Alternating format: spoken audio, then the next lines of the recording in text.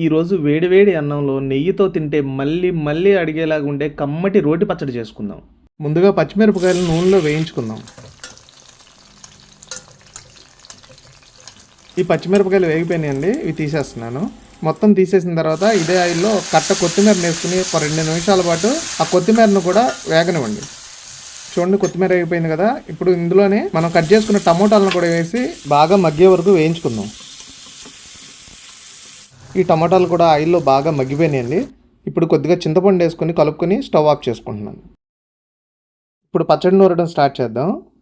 ముందుగా వేయించుకున్న పచ్చిమిరకాయలు, కొద్దిగా గండ్లుప్పు, కొద్దిగా జీలకర్ర, 4-5 వెల్లుల్లి రబ్బలు వేసి ఈ పచ్చడి మొత్తాన్ని దంచుదామండి. ఈ పచ్చడిని మిక్సీలో కూడా చేసుకోవచ్చండి. కాకపోతే రోటి పచ్చడిలో ఉన్నంత టేస్ట్ అయితే మిక్సీలో రాదు. ఇప్పుడు ఈ టమాటాను కొత్తిమీర కూడా వేయించుకున్నాం కదా, అది కూడా వేసేసి మంచిగా నూరుదామండి. చూడండి, పచ్చడి మొత్తం నలిగిపోయింది. ఇప్పుడు దీనికి తాలింపు రెడీ చేద్దామండి. తాలింపు కోసం ఆయిల్లో ఆవాలు, మినపప్పు, జీలకర్ర, పచ్చిశనగపప్పు, ఎండుమిర్చి, అలాగే ఒక రెబ్బ కరివేపాకు. ఈ తాలింపులో ముందుగా దంచుకున్న పచ్చడిని వేసేసుకుంటే మన రోటి పచ్చడి రెడీ అయిపోయిందండి. వేడి వేడి అన్నంలో నెయ్యి వేసుకుని ఒక ముద్ద తింటే ఉంటుందండి అమృతం.